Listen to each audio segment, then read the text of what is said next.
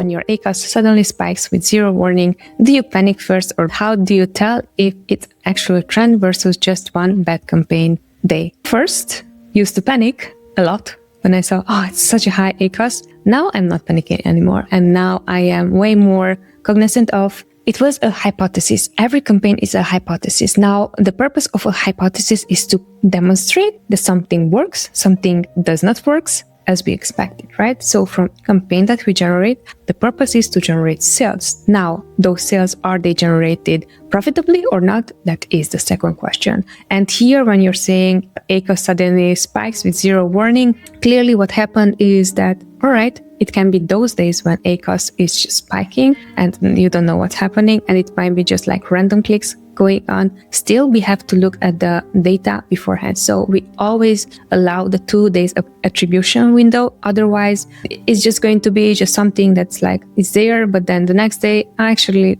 attribution kicked in and now it makes sense. And this is especially super useful if you're handling KDP accounts, so Kindle direct publishing accounts where you're selling books. This ACOS, like one day 100% ACOS and the next day is 30%. And yes, it is like the 100% and 30% is for the same campaign. Nothing actually changed, it's just kicked in, But if you're asking me on a serious note, how do you tell if it's actually a trend versus just one bad campaign day? What we love to do is we love to monitor whatever works well for the account and whatever works worst for the account. And here a clear example, if you say have multiple campaigns within an account, we like to have our top 5. Like those are the best performers that are bringing most sales. We also like to have top 5 when it comes to most spend. Why is this important? Is because sometimes what can happen is that if we're looking at ACOS per account level, ACOS might look just like totally different based on whatever happened on a campaign level, right?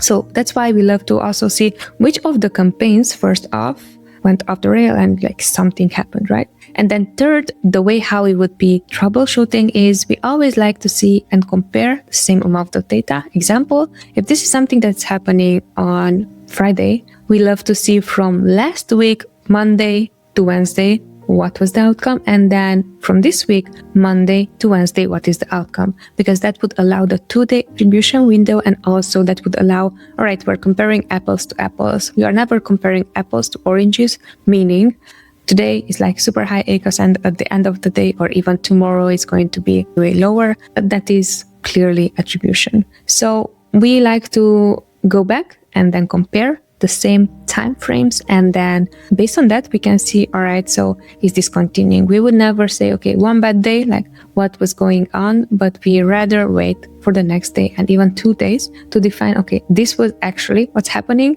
And if something really went really wrong, let's say you had lots of clicks without conversion for one particular keyword, then we are going to track it the next day, and the next day and we'll see, is this actually a trend? Is something off? Maybe something changed in my listing, maybe something, something that we did not notice, maybe we did not edit as negative, maybe something like that happened, But usually our way of troubleshooting is always take the same amount of campaigns, take the same amount of spend, the highest spend, the lowest, you compare those, and then take the same amount of days, because that is going to tell you exactly what happened in the account and then how could you fix it.